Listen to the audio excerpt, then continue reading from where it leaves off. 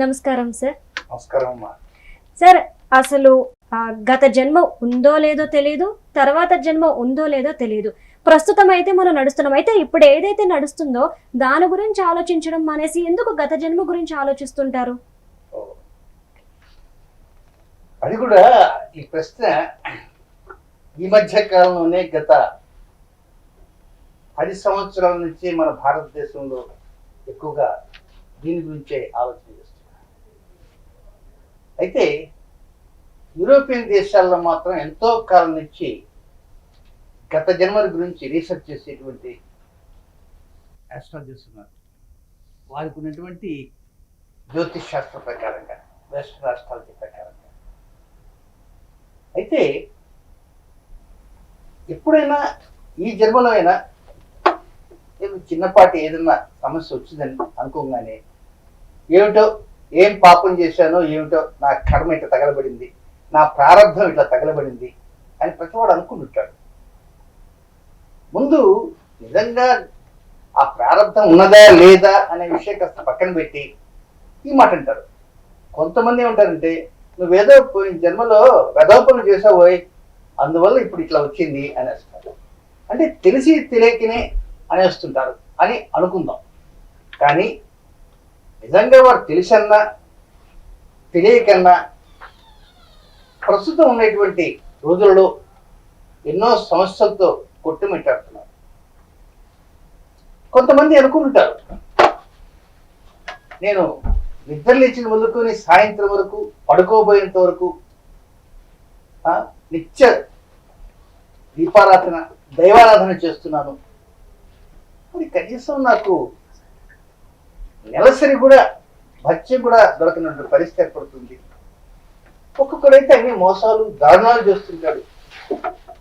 అలాంటి వ్యక్తికి ఈ భగవంతుడు ఎలాంటి శిక్ష వేయడా? మరి నేను ప్రతిరోజు గుడికి వెళ్తున్నాను, గోపురానికి వెళ్తున్నాను, నాకు చూస్తేనా సరైన ఆదాయం లేదు, సంతానమా ఏదో ఉన్నారు, వారు కూడా ఏదో చిన్నపాటి స్కూల్స్ చదువుకుంటున్నారు, మరి ఆ ఎదురింటి వాడు చూస్తేనా వాడు విపరీతంగా సంపాదించాడు, 4 కార్లు ఉన్నాయి, 4 మేడలు ఉన్నాయి, రాజకీయ నాయకులతో ఫోటోలు దిగుతుంటాడు, 2 సార్లు జైలుకు పోయిచ్చాడు, పైగా బెయిల్ మీద తిరుగుతున్నాడు, బెయిల్ మీద తిరుగుతూ ఇంకొక వెధవ పనులని చేస్తున్నాడు.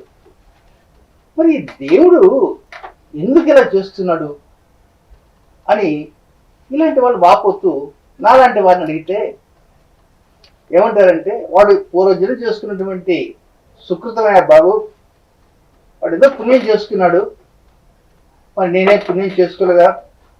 సిద్ధాంతి గారు అంటే, నువ్వు కొన్ని పుణ్యాలు చేసుకున్నావు, నువ్వు కొన్ని పాపాలు చేశావు, కనుక ఆ పుణ్యాలు అవన్నీ ఉన్నాయి కదా, కనుక ముందు కొన్ని పాపాలు ఉంటాయి, ఆ తర్వాత పుణ్యాలు ఉంటాయి, ఆ తర్వాత 1 by 1 అనుభవించాలా అని సహజ ధోరణిలో చెప్పుకుంటూ వస్తుంటాం.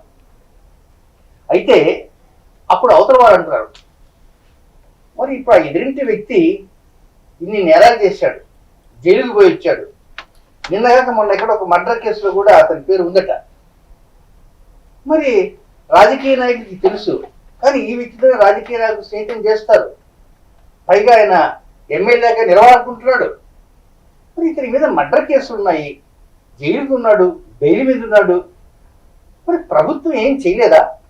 ఏదో రకరకాల క్వశ్చన్స్, న్యాయస్థానం ఏమీ చేయలేవా అని వాపోతారు.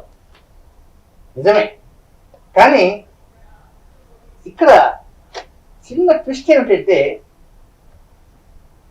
ఈ ఇద్దరు ఏ దరిద్రంతో ఉన్నాడు, బి ఐశ్వర్యంతో ఉన్నాడు. ఈ దరిద్రంతో ఉన్నటువంటి గత జన్మలో ఎక్కువ పాపాలు చేశాడు. ప్రస్తుతం ఐశ్వర్యంతో ఉన్న వ్యక్తి గత జన్మలో ఎన్నో పుణ్యాలు చేశాడు.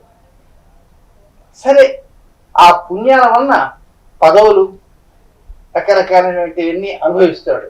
మరి ఈ జన్మలో చేసిన పాపాలు ఉన్నాయి కదా, ఇవి పక్కనే వెంట వచ్చేస్తాయి. ఎప్పుడు వస్తాయి? మరు జన్మకు వస్తాయి. అంటే మొత్తం గత జన్మ, ఈ జన్మ, మరు జన్మ.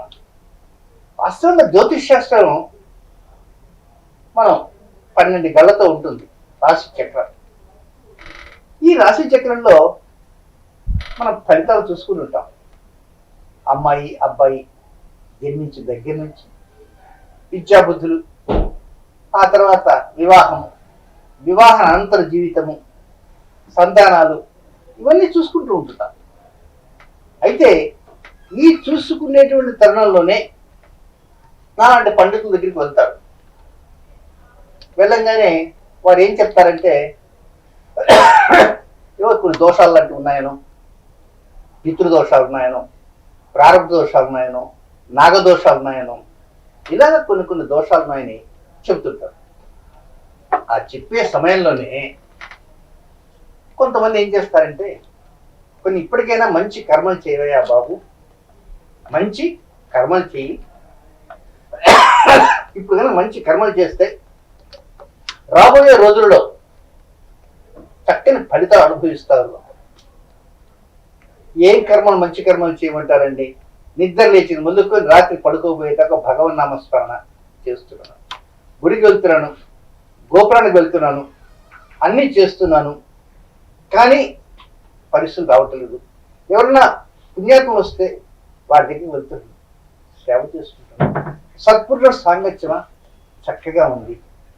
మరి దీంతో పాటు ఎవరన్నా పెద్ద పెద్ద పీఠాధిపతులు వచ్చారనుకో వారి సేవ చేసుకుంటాను, ఇంతకంటే మంచి కర్మలు ఏం చేయమంటారు అని అడుగుతారు. నిజమే, ఇన్ని గొప్ప మంచి కర్మలు చేస్తున్నప్పటికీ కూడా ఒక్కోసారి పరిస్థితులు వ్యతిరేకం అవుతూనే ఉన్నాయి.